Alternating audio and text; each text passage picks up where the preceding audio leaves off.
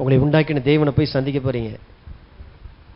அதைத்தான் மனுஷர்கள் எல்லாரும் பரலோகம், மோட்சம், விமோச்சனம் அப்படின்னு சொல்லி அதுக்கு பேர் வைக்கிறாங்க.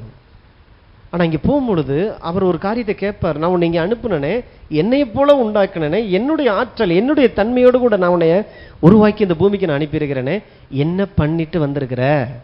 உன் வாழ்க்கையில் இருந்த ஒரு சின்ன கல்லை உன்னால் பிரட்டி போட முடிஞ்சா? ஆனால் நம்ம செய்தி ஃபுல்லாக மலைகளை பேர்க்கக்கூடிய விசுவாசம் விசுவாசன்னே ஒரு மனுஷன் நின்று கத்துனானே, கேட்டியே? வாழ்க்கையில் இருக்கிற ஒரு சின்ன பிரச்சனை, ஏன் பயிற்சி செய்யாமே வந்திருக்கிற? குற்ற உணர்வோடு கூட அங்கே போய் அவர் கேட்கும்போது தலை குனிஞ்சு நிற்கக்கூடாது.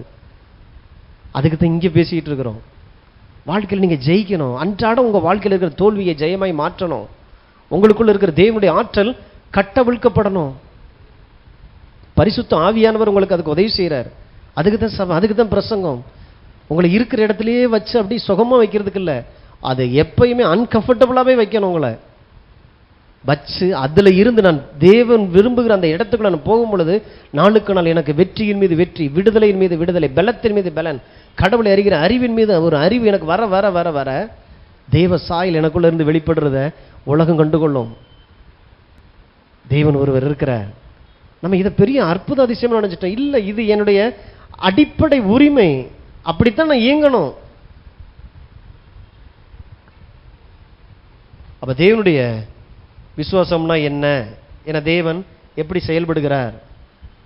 ஆதியாகமம் 1 பார்த்தீங்க அப்படின்னா, ஆதியாகமம் 1:3 ஆண்டவர் ஒரு காரியத்தை சொல்றார், சொன்னபடி அது ஆகுது, உண்டாயிற்று. இதே போல பார்த்தீங்கன்னா ஏறக்குறைய 9-10 வசனங்கள் அதில் இருக்குது.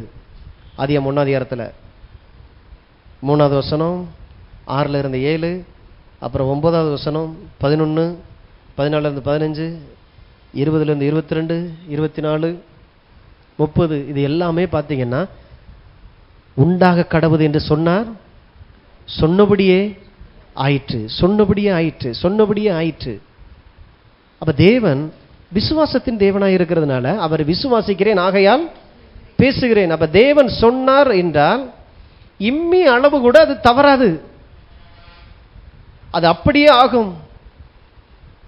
இதை ஆழமா உங்க மனசுக்குள்ள உள்ள தங்க வச்சுக்கங்க. உங்க வார்த்தை தான் உங்களை உண்டாக்குகிறது, உங்க வாழ்க்கையை சிருஷ்டிக்கக்கூடிய தன்மையுடையதாகவோ அல்லது அழிக்கக்கூடிய தன்மையுடையதாக இருக்கிறது. அழிந்து போகக்கூடிய சூழ்நிலைகளுக்கு மத்தியில் கூட ஒரு மனிதன் பிழைக்கக்கூடிய வார்த்தையை தொடர்ந்து பேசிக்கிட்டே இருப்பானால் அழிந்து போக மாட்டான். தேவன் உங்களுடைய வார்த்தைக்கு அவ்வளவு பெரிய வல்லமை வச்சிருக்கிறார். அப்ப ஆண்டவர் இன்னைக்கு வேலை செய்யறார் அப்படின்னா எப்படி வேலை செய்யறார்? தமது வசனத்தை அனுப்பி அவர்களை குணமாக்கினார். அப்படின்னா அவர் சொல்லி இருக்கிறார், அப்படியே உண்டாயிற்று. ஆதியாகமம் 1 பார்த்த பிரமாணம் இன்னைக்கு வேலை செய்யுது. நானே உன் பரிகாரி என்று அவர் சொல்லி இருக்கிறார். அப்ப அவர் சொன்ன என்ன ஆகும்? சொன்னபடியே ஆகும், சொன்னபடியே ஆகும். அப்பத்தை தண்ணியும் ஆசீர்வதித்து உன் வியாதியை உன்னிலிருந்து விலக்குகிற தேவனாகிய கர்த்தர் நான் என்று அவர் சொல்லி இருக்கிறார். அவர் சொன்னபடியே எனக்கு ஆகும். என் வாழ்க்கையினுடைய எல்லா காரியங்களும் எல்லா தேவைகளும் இப்படித்தான் எனக்கு சந்திக்கப்படுகிறது. அப்ப நான் அவர் தான் சொல்லியிருக்கிறார், கர்த்தர் என்னை காக்கிற தேவன், என்னை காக்கிறவர் உறங்குவதும் இல்லை தூங்குவதும் இல்லை என்று அவர் சொல்லி இருக்கிறார். சொன்னபடியே இப்ப விசுவாசம் இப்படி வர ஆரம்பிச்சிடும். ஆண்டவரே நீர் சொன்னால் அது அப்படியே ஆகும். அப்ப எனக்காக நீர் என்னவெல்லாம் சொல்லி இருக்கிறீர். இப்ப எடுத்து நான் வாசிக்க ஆரம்பிக்கிறேன். வாசிக்க ஆரம்பிச்சா எல்ஷடாய் தேவன் அப்படின்ற சர்வ வல்லம், நான் உனக்கு சர்வ வல்லமையுள்ள தேவன். ஆண்டவரே நீர் சொல்லி இருக்கிறீர், நீர் சொன்னபடி எனக்கு நீர் சர்வ வல்லமையுள்ள தேவனாய் இருக்கிறீரே, உமக்கு நன்றி. உன் பாத்திரம் நிரம்பி வலியும் என்று அவர் சொல்லி இருக்கிறார். உன் களஞ்சியங்கள் பூரணமாய் நிரப்பப்படும் என்று அவர் சொல்லி இருக்கிறார். அப்ப ஆதியாகமம் 1 அவர் சொன்னதெல்லாம் இன்னைக்கு நான் கண்ணால நான் பார்த்துக்கிட்டு இருக்கிறேன். மரம், செடி, கொடிகள், விலங்குகள், பூமியில் இருக்கிற எல்லாமே அவர் சொல்லி உண்டாக்கப்பட்டது. சொன்னபடியே நடந்திருக்குமானால் அப்ப எனக்காக சொல்லப்பட்டது ஏன் நடக்காது? தேவன் என்றென்றைக்கும் உண்மையுள்ளவர். பொய்யான வாக்குறுதிகளை கொடுத்துட்டு போற ஒரு மனுஷன் அல்ல. அப்ப எனக்கு வேதத்தில் சொல்லப்பட்ட எல்லா வார்த்தைகளும் எனக்கு சொந்தமாக இருக்கு. வாக்குத்தத்தங்கள் எல்லாம் எனக்கு சொந்தமானதா இருக்கிறது. கர்த்தர் எனக்கு அனுகூலமான துணையாய் இருக்கிறார். அவர் என் அடைக்கலம், அவர் என் கோட்டை, அவர் எனக்கு பலனாய் இருக்கிறார், என் ஜீவனின் பலனாய் இருக்கிறார். எல்லாரும் நான் தோத்து போய் நினைச்சிட்டு இருக்கும்போது ஒரு மனிதன், நான் எங்கிருந்து வந்தேன், எனக்கு ஒரு தேவை, எனக்கு டப்புன்னு அதோடு கூட போய் சேரும் பொழுது என் தேவைகள் சந்திக்கப்படும், என் வாழ்க்கையினுடைய காயங்கள் எல்லாம் கட்டப்படுகிறதா இருக்கிறது. துடிச்சுக்கிட்டு இருக்கிற ஒரு மீன் வெளியில வந்துருச்சு, துடிச்சுக்கிட்டு இருக்குது, உடம்பெல்லாம் காயம், பறவைகள் எல்லாம் கொத்தி கொத்தி காயமா, ஆனால் உயிர் இருக்கு, ஆனால் துடிச்சுக்கிட்டு இருக்கு. நம்ம செய்ய வேண்டிய பெரிய உதவி என்ன? மருந்து கட்டுறதா? கொண்டு போய் ஆஸ்பத்திரி 108ல் போனை போட்டு ஆம்புலன்ஸை கொண்டு வந்து அதை கொண்டு போய் ஆஸ்பத்திரியில் சேர்க்கிறதா? அந்த மீனுக்கு உண்மையாய் நீங்கள் நன்மை செய்ய நினைச்சீங்கன்னா என்ன செய்யணும்? ரத்தம் வந்துகிட்டு இருக்குது, அதெல்லாம் சரியாயிருமா? தன்னை உண்டாக்கின இடத்துக்குள்ள அது போனாலே ஆட்டோமேட்டிக்காக அது சரியாயிரும். அப்போ உண்மையிலேயே இன்னைக்கு மனிதனுக்குள்ளாக இருக்கக்கூடிய தேவைக்கு நம்ம என்ன பண்ணிக்கிட்டு இருக்கிறோம்? ஒருத்தருக்கு பண தேவைன்னு வர்றான், ஒருத்தருக்கு வியாதின்னு வர்றான், ஒருத்தருக்கு குடும்பத்தில் பிரச்சனைன்னு வர்றான், ஒருத்தருக்கு வாழவே எனக்கு தெரியலேன்ட்டு வர்றான். என்ன செய்யணும்? தன்னை உண்டாக்கின தேவனிடத்துல, தன்னை சிருஷ்டித்த தேவனிடத்துல அவனை நடத்தப்படும் பொழுது, அவனை கொண்டு போய் உள்ள தள்ளும் பொழுது, தனக்குரிய இருக்கக்கூடிய எல்லா பலவீனங்கள் இருந்தும், எல்லா அசதிகள், சோர்வுகள், எல்லா விதமான தோல்வியிலிருந்து அவன் ஜெயமாய் மாற ஆரம்பிக்கிறான். ஏன்? மீனுக்கு சரியாச்சே. பட்டு போயிட்டு இருக்கிற ஒரு செடி, அதை கொண்டு போய் மரத்தில் மண்ணில் கொண்டு போய் நம்ம நட்டு வைக்கும் பொழுது கொஞ்சம் நல்லது தளர்த்து உயிரோடு கூட வந்துடுது இல்லை? என்ன? மீனை காட்டிலும் மனுஷன் உயிர் கொஞ்சம் அதிகமாக தெரியுது, வல்லமாக அதிகமாக இருக்குது. அதனால தான் 60 வருஷம் இது கடந்து துடிச்சுக்கிட்டே இருக்குது, 70-80 வயசு ஆயிடுச்சு, துடிச்சுக்கிட்டே இருக்குது. ஆனால் தான் துடிக்கப்பட்டுக்கிட்டே இருக்கிறோங்கிறது தெரியாமல் இருக்கிறதுக்காக வெளியில நடிக்க வேற செய்யுது. எப்படி? நீட்டா ட்ரெஸ் பண்ணிக்கிறது, வெளியில சந்தோஷமா இருக்கிறது மாதிரி, மூஞ்சியை சிரிச்ச மூஞ்சி மாதிரி, வீட்டை விட்டு வெளியில வந்தாலே மூஞ்சியை சிரிச்ச மூஞ்சி மாதிரி வச்சுக்கிறது. நான் தோற்று போன ஆள் இல்லை, நான் நல்லா இருக்கிறேன், யார் என்ன கேட்டாலும் அதெல்லாம் சொல்லிடக்கூடாதுனாலும் அப்படி உள்ள நடிப்புக்கு அப்படியே தயாராகிட்டு வர்றான். வெளியில ஒரு மாஸ்கை போட்டு வெளியில வந்துடுறான், ஆனால் உள்ளுக்குள்ள அழுதுகிட்டு இருக்கிறான், செத்துக்கிட்டு இருக்கிறான். எத்தனையோ பணக்காரர்கள், எத்தனையோ சக்சஸான பிசினஸ்மேன்கள், எத்தனையோ பேர் அரசியல் தலைவர்கள், எத்தனையோ அரசு அதிகாரிகள் நிம்மதி இல்லை. காரணம், இன்னும் தன்னை உண்டாக்கின தேவனோடு கூட உறவு இல்லை. அதனால் வெளியில வந்ததுனால வந்த காயம், அந்த ஒரு மீனுக்கு, அந்த செடிக்கு எப்படி அந்த ஜீவன் போனதோ அதே போல ஜீவன். அதனாலதான் இயேசு வரும்பொழுது சொல்றார், எல்லா ரிப்போர்ட்டர்ஸும் இயேசு இடத்துல மைக்கை நீட்டிட்டு கேட்கிறாங்க, எதுக்கு நீர் இந்த பூமிக்கு வந்தீர்? நான் என் ஜனத்திற்கு ஜீவன் கொடுக்கவும் அந்த ஜீவன் பரிபூர்ணப்படவும் வந்தேன் என்ற அந்த இயேசுனுடைய ஜீவன் இன்னைக்கு எனக்கு இல்லை. அப்படின்னா உயிர் இருக்குது, ஜீவன் இல்லை. ஒவ்வொரு நாளும் நான் ஏண்டா வாழ்றேன்ற மாதிரியான சபிக்கப்பட்ட ஒரு வாழ்க்கை. தன்னை உண்டாக்கின தெய்வத்தோடு கூட ஒரு உறவு இல்லை. அதுக்குத்தான் இந்த செய்தி முக்கியம், அந்த இயேசு முக்கியம். இயேசுவோடு கூட நான் இணையும் பொழுது என்னோடு கூட இருக்கக்கூடிய ஆற்றல், திறமைகள், எல்லா நன்மைகளும், ஒரு பாதுகாப்பை என்னால் உணர முடியுது. மீன் தண்ணியை விசிட் பண்ணக்கூடாது, இயேசுவை விசிட் பண்றது இல்லை. ஞாயிற்றுக்கிழமை வந்துட்டோம், அதனால அடுத்த ஞாயிற்றுக்கிழமை பார்க்கலாம், விசிட் பண்றது இல்லை. அன்றாடம் வாழ்ந்தாகணும். மீன் தண்ணிக்குள்ளேயே வாழ்ந்தாகணும், தண்ணிக்குள்ள இருந்துகிட்டே நீந்தணும், தண்ணிக்குள்ள இருந்துகிட்டே தன்னுடைய இனத்தை பெருக்கணும், தண்ணிக்குள்ள இருந்துகிட்டே தான் வேலையை செய்யணும், இறந்திடணும், தண்ணிக்குள்ள இருந்துகிட்டே தன்னை வளர்த்துக் கொள்ளணும்.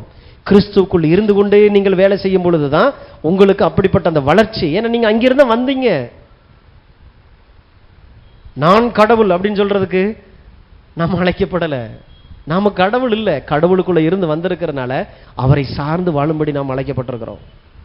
அப்ப நாம் தேவனுடைய சாயலின்படி, ரூபத்தின்படி நாம் உண்டாக்கப்பட்டிருக்கிறோம் அப்படிங்கிறது எனக்கு ஆழமா புரிஞ்சிச்சுன்னா அப்படி தலை நிமிர்ந்து உட்காருவோம் பாருங்க. ஏன்னா நான் தேவனுடைய பிள்ளை, அவருக்குள்ள இருந்து நான் வந்திருக்கிறேன். யார் என்னை என்ன சொல்ல முடியும்? நான் மூஞ்சில ஒரு விதமான ஒரு தைரியம், ஒரு சிரிப்பு, சந்தோஷம். நல்ல வேலை நான் வேற எங்கேயிருந்து வரல, என்னை உண்டாக்கின தகப்பனிடத்தில், தேவனிடத்திலிருந்து நான் பிறந்திருக்கிறேன். ஒரு தைரியம், ஒரு நம்பிக்கை உள்ள வர ஆரம்பிக்கும். காரணம், நீங்கள் தேவனுடைய சாயலாய் இருக்கிறீர்கள். இதை நீங்கள் உணரும் பொழுது உங்களை யாராவது ஒருத்தங்க தூக்கி குப்பைக்குள்ள போட்டாலும் உடைச்சு மேல வெளியில வருவீங்க பாருங்க. புழுதியில் கிடந்த நம்மளை, தூசியில கிடக்கிற நம்மளை தூக்கி ராஜாக்களோடும் பிரபுக்களோடும் உட்கார பண்ணுகிற தேவன் எதுக்கு அவர் இதெல்லாம் செய்யறாரு? என்னை ஏன் இப்படி செய்யணும்? உங்களை ஏன் அப்படி செய்யணும்? ஏன்னா நீங்க குப்பையில கிடக்க வேண்டிய ஆளு இல்ல, தூசியில கிடக்க வேண்டிய ஆள் இல்ல. நீங்கள் ராஜாவின் இடத்திலிருந்து வந்திருக்கிறதுனால நீங்கள் ராஜாக்களை போல இருக்கணும். அப்படின்னா அவர் உங்களை எந்த ஸ்தானத்துல உயர்த்துறாருன்னா அந்த ஸ்தானத்துக்கு நீங்க சொந்தக்காரர்களா இருக்கிறீங்க. அந்த கடமை அவர் செய்கிறாரு. நீங்கள் மட்டும் நல்லா வசதியான ஒரு இடத்துல இருந்துட்டு நீங்கள் பெத்த பிள்ளை பார்த்தீங்கன்னா ஒன்றுமில்லாத ஒரு இடத்துல அப்படி ஒரு தரித்திரத்திலையும் குறைவுலையும் வியாதிப்பட்டு போய் அசிங்கத்தில் அவன் கிடக்கிறான்னாக்க உங்களால் நிம்மதியாக இருக்க முடியுமா? அதுதான் இயேசுவால் முடியல. தங்க பட்டணம், எல்லா வல்லமை எல்லா அதிகாரமும் அவர் இடத்துல இருக்குது. எல்லாரும் எல்லா தேவ தூதர்களும் இரவும் பகலும் அவரை ஆராதித்து கொண்டே இருக்கிறாங்க. அந்த ஆராதனையில் வசதியாக உட்கார்ந்துருக்கலாம்ல, ஏன் முடியல? புரியுதுங்களா? அவர் உங்களை பெற்று எடுத்திருக்கிறார். அதனால தான் 2000 ஆண்டுகளுக்கு முன்பாக பல 1000 கிலோமீட்டர் தூரத்தில் இருந்து இறங்கி இந்த பூமிக்கு வந்து உங்களை போல என்னை போல மாறும்படி நமது சாயல் ஆனார். வார்த்தை மாம்சம் ஆனது உங்களை தூக்குவதற்காக. அவர் தூசிக்குள்ள இறங்கினார், இந்த புழுதிக்குள்ள இறங்கினார். பாவ மனிதர்களால் பிடிக்கப்படுறார், அடிக்கப்படுறார், காரி துப்பப்படுறாரு. எதுக்கு அப்படின்னா இந்த வாழ்க்கை நீ வாழ்ந்துடக்கூடாது, உங்களை தூக்கணும் அப்படின்னா அவர் வந்து ஒரு வேலை செய்ய வேண்டியிருந்தது, வந்து செய்தார். செய்து முடித்து இன்னைக்கு உயிர் தெழுந்து இன்னைக்கு பிதாவினுடைய வலது பரசத்திலே வீற்றிருக்கிறவராக இருக்கிறார் மனிதனாக. அப்ப எந்த மனிதனும் அந்த இடத்துக்குள்ள வர முடிகின்ற ஒரு பாதையை தேவன் உருவாக்கி இருக்கிறார். என்னை விசுவாசிக்கிறவன் நித்திய ஜீவனை அடைவான். அந்த ஜீவன் இங்கே நித்திய ஜீவன் செத்து பரலது போறது இல்லை, இங்கேயே ஜீவனுடையவனை போல நடந்து கொள்றது. அப்ப தேவனுடைய சத்தியத்தை கேட்க வேண்டிய பிரகாரமாக நீங்கள் கேட்கும் பொழுது ஒன்று ஒன்றா உங்கள் வாழ்க்கைக்குள்ள காரியங்கள் நடக்க ஆரம்பிக்க பாருங்க, தெரிய ஆரம்பிக்கும். நான் தேவனிடத்திலிருந்து நான் வந்திருக்கிறேன், எனக்குள் தேவனுடைய ஆற்றல் இருக்கிறது. அப்போ தேவனை போல வாழ்வதற்கு, தேவனை போல செயல்படுவதற்கு நான் என்ன செய்யறது? இதை நான் கேள்விப்படும் பொழுது எனக்குள்ள ஒரு காரியம் நடக்குது. என்னன்னா, உங்கள் வாழ்க்கை ஆளுகை செய்யக்கூடிய பக்குவத்துக்குள்ள, உங்க வாழ்க்கையை நீங்களே ஆளுகை செய்யக்கூடிய ஒரு பக்குவத்துக்குள்ள வந்துருவீங்க. இந்த சத்தியம் புரிஞ்சிச்சுன்னா உங்க வாழ்க்கையில் இருக்கிற எந்த போராட்டங்கள் பிரச்சனைகள் எல்லாவற்றையுமே நீங்கள் அதை சந்திக்கக்கூடிய அந்த பக்குவம் வந்துடும். ஒன்றையும் பார்த்து பயப்பட, அழுக, கவலைப்பட, குறை சொல்லக்கூடிய ஒரு இடத்துல இருந்து நீங்கள் விடுதலையாக்கப்படுறீங்க. நான் தேவனுடைய சாயலாக இருக்கிறேன் அப்படிங்கிறத நம்புற யாரும் அடிமையாக இருக்க மாட்டாங்க. எந்த ஒரு விஷயத்துக்கும் அவர்கள் அடிமைகளாகவே இருக்க மாட்டார்கள். இன்னைக்கு நான் தேவனுடைய சாயல்னு சொல்லிட்டு ஒரு சீரட்டுக்கு நான் அடிமையாக இருக்கிறேன்னா அது எப்படி சாத்தியம்? சீரட்டுங்கிறது ஒரு சாதாரண ஒரு இலை, பூமியிலிருந்து உண்டானது. நான் தேவனிலிருந்து வந்திருக்கிறேன் ஒரு சாயல் ஒருத்தனுக்கு தெரிஞ்சிருச்சு அப்படின்னா சாதாரண ஒரு இலை. ஆண்டவர் சொன்னார், மரம் செடி கொடிகள் இந்த பூமியில் இருக்க எல்லாவற்றையும் உண்டாக்கிட்டு நீ இவைகளை ஆண்டுகொள் என்று சொல்லி தேவன் ஆசீர்வதித்திருக்கிறார். ஆனால் நான் அவைகளால் ஆளப்பட்டு கொண்டிருக்கிறேன். சீரட்டு இல்லைனாக்க எனக்கு காலப்பொழுதே போகாது. அது என்னது போகாதுன்னு தெரியல. சீரட்டு இல்லை, அந்த பீடி இல்லைனாக்க எனக்கு காலையில் பொழுது போகாது. சாப்பிட்டு முடிச்சதுக்கு அப்புறம் சீரட்டு அடிக்கலை அப்படின்னா என்னால் ஜீரணமாகாது. விஷயம் என்னன்னாக்க இவர் எதையாவது சொல்லி அடிச்சு ஆகணும். ஆனால் அடிக்கிறவருக்கு நல்லா தெரியும் நம்ம அடிமை ஆயிட்டோம், இது இல்லாமல் நம்மளால் இருக்க முடியாது. ஏன்னா ஏதாவது ஒரு வேலை செய்யறதுக்கு மேலே கைகாலெலாம் ஆட ஆரம்பிக்கிறது, உதறுது. அப்போ போய் கொஞ்சம் அப்படி பக்குன்னு போய் வெளியில் போய் போட்டு வந்தோம் அப்படின்னா தான், ஒரு தம்மை போட்டோம்னா தான் வேலை செய்யுது. மனிதா, நீ தேவனுடைய சாயல்படி ரூபத்தின்படி நீ உண்டாக்கப்பட்டிருக்கிற, எல்லாவற்றையும் நீ ஆளுகை செய்யணும். எதுவும் உன்னை ஆளுகை செய்யக்கூடாது, அடிமையாக்க கூடாது. இந்த சத்தியம் எவ்வளவு முக்கியமானது புரியுதுங்களா? அப்போ உங்களை நீங்க யாருன்னு புரிஞ்சுக்கிட்டீங்கன்னா தூக்கி போடுறது ரொம்ப சுலபமாயிரும். சரி, இதை போயா, இது என்னை அடிமைப்படுத்துறதா? நான் இதை பார்க்கல, நான் பெரியவன், விசேஷமானவன், தேவனுடைய சாயின்படி ரூபத்தின்படி உண்டாக்கப்படும். அதே போலதான் குடிப்பழக்கம் பாருங்க.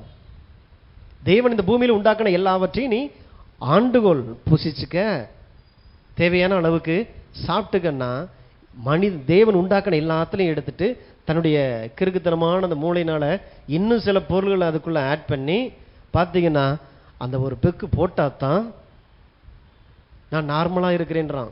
அப்நார்மலா ஆயிட்டு அப்நார்மலா இருக்கிறதா இவன் நார்மல்னு வேற சொல்லிக்கிறான். ஆனா நான் தேவனுடைய சாயின்படி ரூபத்தின்படி உண்டாக்கப்பட்டிருக்கிறேன். இதற்கு நான் அடிமை இல்லை. நான் எதற்கும் அடிமைப்பட்டவனாக இந்த பூமியில் இருக்கக்கூடாது. வாழ்க்கையே தடுமாற்றத்தில் போயிருது பாருங்க. போதை பழக்கங்கள், போதை வஸ்துகள் மனிதனை மனிதனாக இயங்க விடுறதில்லை. தன்னிலை மறந்து போனாங்க. இப்படி இருந்துட்டு இவங்க அடையாளத்தை சொன்ன என்ன சொல்றது, எங்க அப்பா இன்னாரு, எங்க அம்மா இன்னாரு, எங்க சொந்தக்காரங்க இன்னாரு, எங்க மாமா இன்னாரு, நாங்க இன்ன ஜாதியிலிருந்து வந்திருக்கிறோம், எங்களுக்கு இவ்வளவு பணம் இருக்குது, என் படிப்பு இவ்வளவு, மனிதன் இதையே அடையாளப்படுத்திக்கிட்டே இருக்கிறான். ஆகையினால தான் சபை ஒரு பொழுதும் உங்கள் ஜாதியை வச்சு உங்களை நடத்துறதில்ல. முட்டாள்தனத்தை ஒரு பொழுதும் சபை செய்யாது. நாம் தேவனுடைய சாயின்படி ரூபத்தின்படி உண்டாக்கப்பட்டிருக்கிறோம். இந்த சபைக்குள்ள ஜாதி வர கூடாது. ஏன்னா அத்தனை பேரும் தேவனிலிருந்து பிறந்திருக்கிறோம். ஒரே சகோதரர்களும் ஒரே சகோதரிகளுமா இருக்கிறோம். அதனால தான் இந்த முழு குடும்பத்திற்கும் நாமக்காரனராக இருக்கிற கிறிஸ்து. இது ஒரு குடும்பம். அந்த குடும்பத்துக்கு தலைவராக இருக்கிறவர் கிறிஸ்துவா இருக்கிறார். அது எந்த சபையா இருக்கலாம், எந்த சபை ஜனங்களா இருக்கட்டும், அத்தனை பேரும் தேவனுடைய ரத்தத்தினாலே பெற்றெடுக்கப்பட்டவர்களா இருக்கிறோம். இன்னைக்கு அநேகர் விசுவாசி ஆகிடுறாங்க. ஆனால் விசுவாசி ஆனதுக்கு அப்புறம் அவருடைய பின்னணி மாற மாட்டேங்குது. நான் தேவனுடைய சாயல் அப்படிங்கிற அதுக்கு தகுந்த சத்தியம் அவசியமானது இருக்கு. நான் தேவனுடைய சாயின்படி சிருஷ்டிக்கப்பட்டிருக்கிறேன், இதுதான் சத்தியன்றதை நான் புரியும் பொழுது என் வாழ்க்கை மறுரூபப்படுகிறது. அப்ப இயற்கையாகவே நீங்கள் யார் அப்படிங்கிறத மறந்து கிறிஸ்துவுக்குள் அவருடைய சாயல் என்பதை அந்த அறிவினால் நீங்கள் நிரப்பப்படணும். அதன்படி நடந்து கொள்ள, அதன்படி பேச ஆரம்பிக்கிறோம். நான் தாழ்ந்த ஜாதிங்க, எனக்கு படிப்பே இல்லைங்க, வறுமையிலே இருந்துக்கிறேன், எப்பயுமே நான் குறைவோடு கூடவே நான் இருக்கிறேன். ஆண்டவர் சொல்றார், நீங்கள் தேவனுடைய பிள்ளைகளாய் இருக்கிறீர்கள், அதை போல வாழுங்க, கடந்த காலத்திற்கு செத்துருங்கன்றார். இந்த அறிவுக்கெல்லாம் கடந்த காலத்தில் உங்களுக்குள்ள இந்த உலகம் கொடுத்திருக்கிற அறிவுக்கு செத்து நான் தேவனுடைய சாயின்படி ரூபத்தின்படி நான் உண்டாக்கப்பட்டிருக்கேங்கிறத விசுவாசிக்க ஆரம்பிங்க. 1 கொரிந்தியர் 9:27.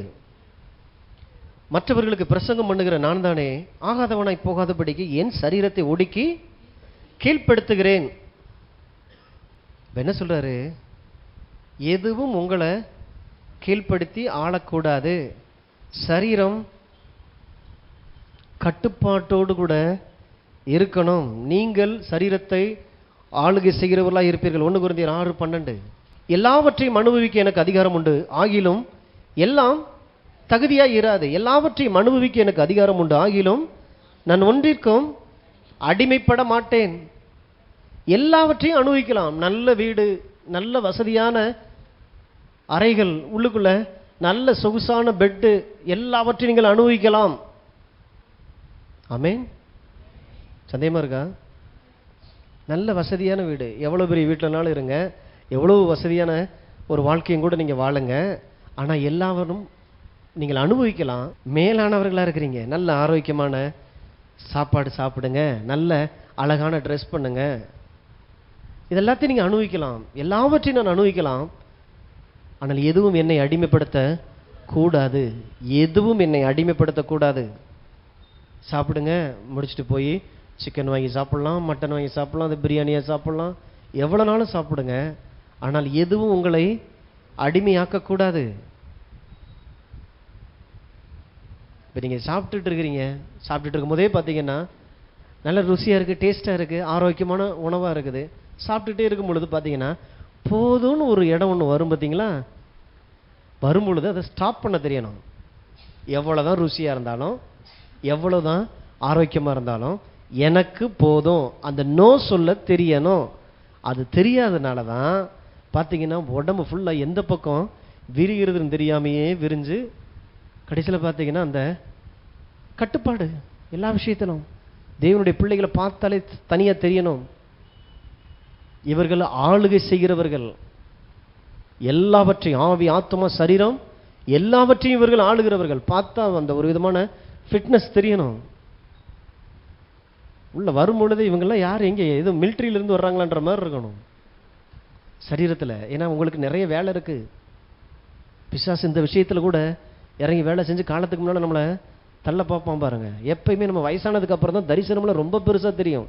பெரிய தேவன் அந்த வெளிப்பாடெல்லாம் வேற லெவலில் நிற்கும். அன்னைக்கு ஓடுவதற்கு உங்களுடைய உடம்பு ஒத்துழைக்கணும். அப்படின்னா சரியானதை சாப்பிடுங்க. அந்த நோ சொல்லும் போது கரெக்டான இடத்துல நோ சொல்ல தெரியணும். எல்லாவற்றையும் நீங்கள் அனுபவிக்கலாம். எதுவும் நீங்கள் குறைவோடு கூட உண்டாக்கப்படலை. ஆனால் நோன்ற இடத்துல கரெக்டாக நோ சொல்லும் பொழுது நீங்கள் ஆளுகை செய்கிறவர்களாக இருக்கிறீங்க. ஏன்னா நீங்கள் தேவனுடைய சாயலாக இருக்கிறீங்க. உங்களுக்குள்ள இருக்கிற இந்த ஆவி மனிதன் ரொம்ப நாள் இந்த பூமியில் இருக்கணும். அப்போ இதை உணர்ந்தீங்க அப்படின்னா இதுதான் உங்களுக்கான டயட்டாக மாறிடும். பெஸ்ட்டான டயட்டுங்க, இலவசமாக சொல்கிறேன். எதுனாலும் சாப்பிடுங்க. சாப்பிட்டுட்டு இருக்கும்போது உங்களுக்கே தோணும், இதுக்கு மேலே அந்த தோன்ற வரைக்கும் நீங்கள் சாப்பிட்லாம். சிலருக்கு தோணவே மாட்டேங்குது. அதனால் ரட்சிப்புக்குள்ள நடத்தணும்.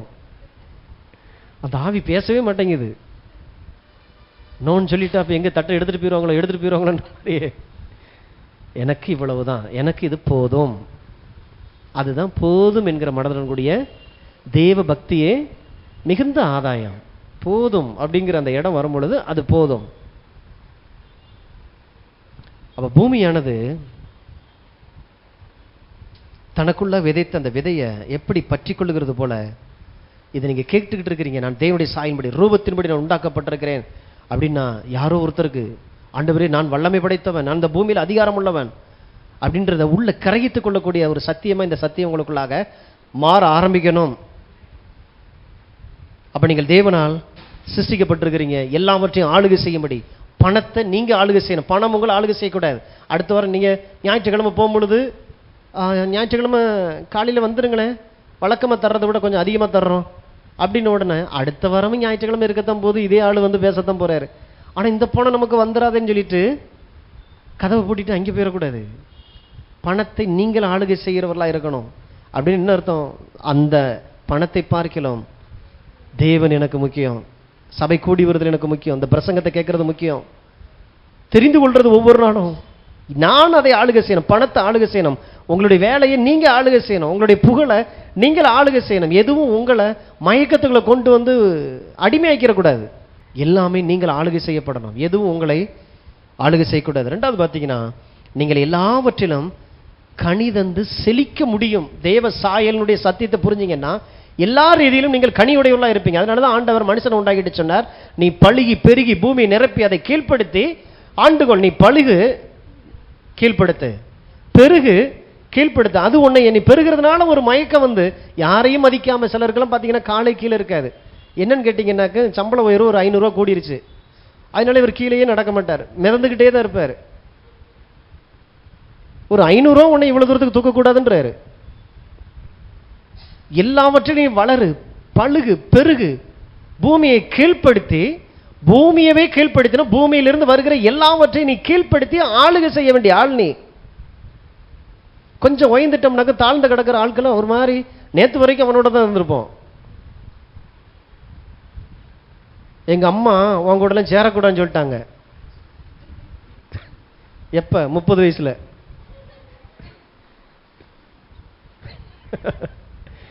என்னன்னா அம்மா சேரக்கூடாதுன்னு சொல்லிட்டாங்களாம். விஷயம் அம்மா இல்லை, ஏதோ ஒரு வேலை கிடைச்சிருச்சு, ஆளுகை செய்யக்கூடாது. நீங்கள் தான் சூழ்நிலை ஆளுகை செய்யணும், இந்த உலகத்தை நீங்கள் ஆளுகை செய்யறோம். அப்ப கனி தருவிகள் அப்படின்னு சொன்ன உடனே பிள்ளைகளை பெற்று எடுக்கிறது மாத்திரம் இல்லை, எல்லா பகுதிகளிலும் நாம் கனியோடு கூட வாழும்படி தான் ஆண்டவர் நம்மளை உண்டாக்கி இருக்கிறார். அப்ப இந்த பூமியில உண்டாக்கப்பட்ட எல்லாம் அது அதனுடைய வகைக்கு ஏற்ற மாதிரி தான் வளருது. செடி மண்ணினுடைய தன்மைக்கேற்றபடி. ஒரு நாய் இன்னொரு நாயை பிறப்பிக்குது, பன்றி இன்னொரு பன்றியை பிறப்பிக்குது. தேவனிலிருந்து வந்திருக்கிற நான் தேவ சாயின்படி ரூபத்தின்படி தான் கனி கொடுக்கிறவனாக, பலன் கொடுக்கிறவனாக இந்த உலகத்தை, இந்த பூமியை ஆசீர்வதிக்கும்படி தான் தேவன் நம்மளையே உண்டாக்கி இருக்கிறார்.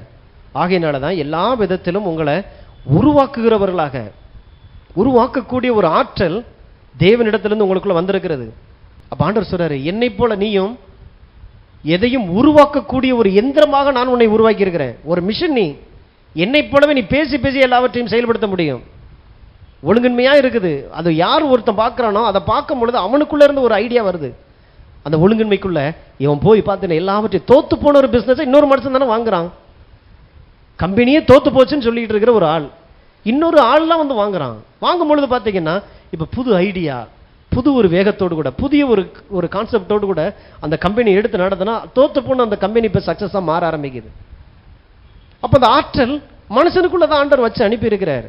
உங்க வாழ்க்கையில் இருக்கிற சரியில்லாத குடும்பம், இது வரைக்கும் சரியா என் சொல்படி கேட்காத அந்த பிள்ளை, தொழிலை எனக்கு சரியா செய்ய வரமாட்டேங்குது, என் உடம்பை என்னால் சரியா பார்க்க முடியல.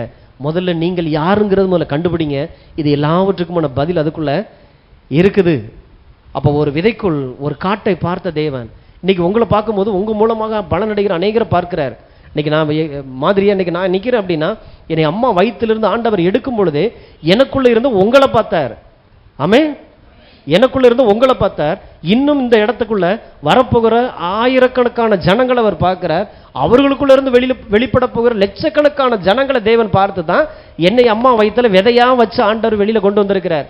ஆகையினால இந்த பிரசங்கத்தை கேட்கும்போது ஒரு விதமான ஆறுதல், ஒரு நம்பிக்கை, ஒரு தைரியம், ஒரு விடுதலையினுடைய உணர்வு.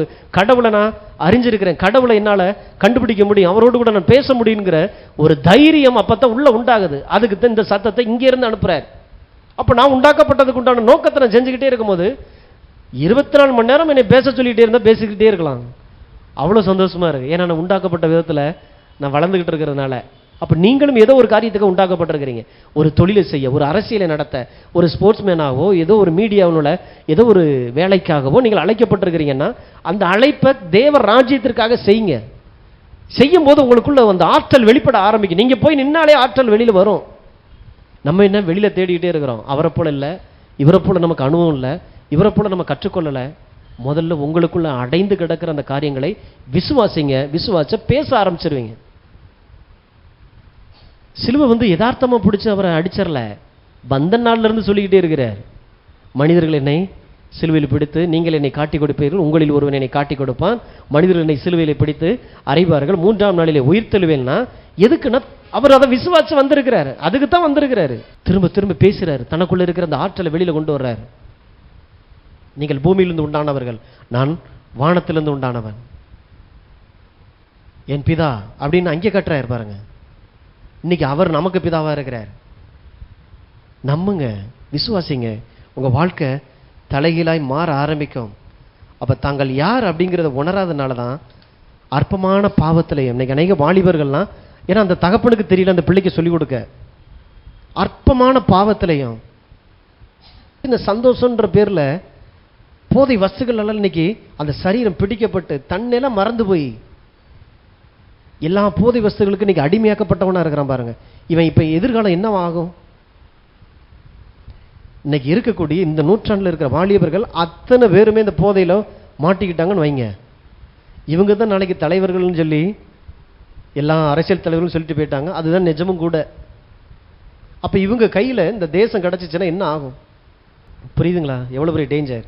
ஆனா இந்த சத்தியம் இன்னைக்கே கிடைச்சிருச்சுன்னா, நான் தேவனிலிருந்து வந்திருக்கிறேன், எதுவும் என்னை ஆளுகை செய்யக்கூடாது, நான் தான் எல்லாவற்றையும் ஆளுகை செய்கிறவனாக இருக்கிறேன். அப்ப ஆளுகையினுடைய இந்த உணர்வு அவனுக்குள்ளாக வர ஆரம்பிக்குது. அப்ப அவர்கள் யார் என்பதை மாத்திரம் நம்ம சொல்லிட்டோம்னா போதும், மற்றதெல்லாம் தானா நடந்துடும். ஒரு ஆம்பளை பிள்ளையை பார்த்து, டேய் நீ ஆம்பளை பிள்ளையா இருக்கிற சொல்லணும். இல்லைனாக்கா அவனே குழம்பிடுறான். நான் ஆனா பெண்ணானே தெரியல. சில நேரம் பார்த்தீங்கன்னா ஜவுளி கடைக்கு போனா மற்ற ட்ரெஸ் எல்லாம் அழகா தெரியுது.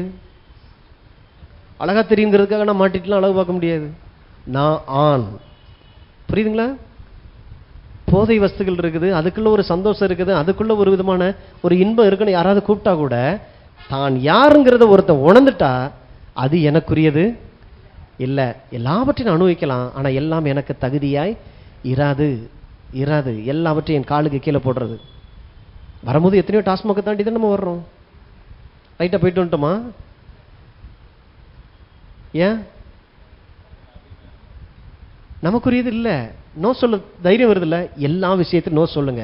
உங்க வாழ்க்கையில கடனுக்கு நோ சொல்ல பழகுங்க, தரித்திரத்துக்கு நோ சொல்ல பழகுங்க, வியாதிக்கெல்லாம் நோ சொல்லுங்க. பாவம் உங்களுக்குள்ள வரும்பொழுது அதுக்கு தைரியமா முதல்ல நோ சொல்லி பாருங்க. அடுத்த தடவை உங்க பக்கத்திலே வராது. காரணம், நான் தேவனுடைய சாயலின்படி ரூபத்தின்படி நான் உண்டாக்கப்பட்டிருக்கிறேன். தேவனுடைய ஆற்றல் எனக்குள்ளாக இருக்கிறது. கரங்களை தட்டி நம்ம ஆண்டவருக்கு நன்றி சொல்லுவோம். Thank you holy spirit.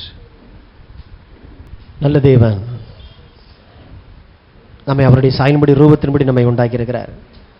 இந்த இடத்துல இன்னைக்கு நீங்க வந்திருக்கிற யாரா இருந்தாலும், என்ன நிலைமையில இருந்தாலும், தேவன் உங்கள் மீது அன்பாகவே இருக்கிறார்.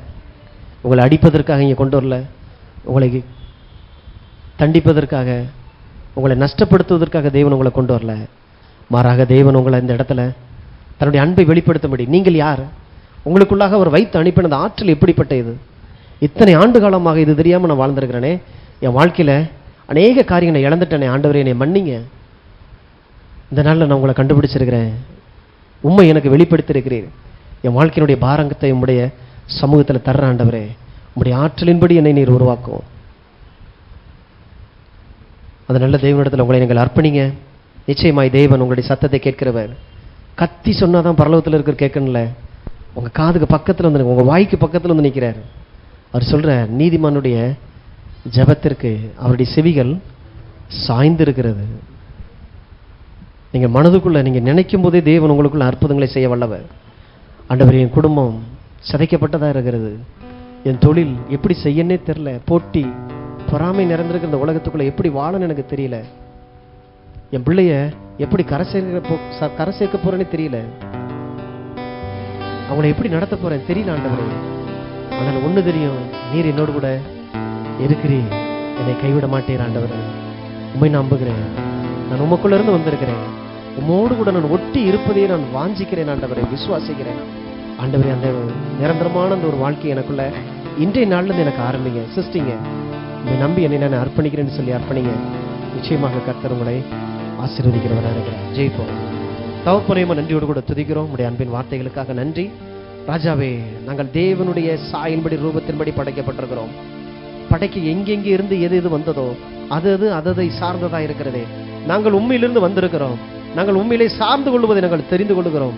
நீரின்றி எங்களால் இந்த பூமியிலே வாழ முடியாது என்று சொல்லுகிறார் ராஜா. மெய்யாகவே ஆண்டவரே, உம்மோடு இந்த உறவு நாளுக்கு நாள் எங்களுக்குள்ளாய் புதிதாகட்டும்.